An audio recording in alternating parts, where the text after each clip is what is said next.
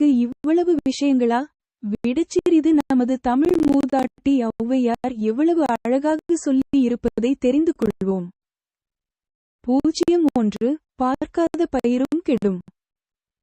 02 பாசத்தினால் பிள்ளை கெடும். 03 கேளாத கடனும் கெடும்.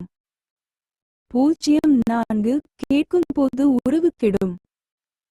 05 தேடாத செல்வம் கெடும்.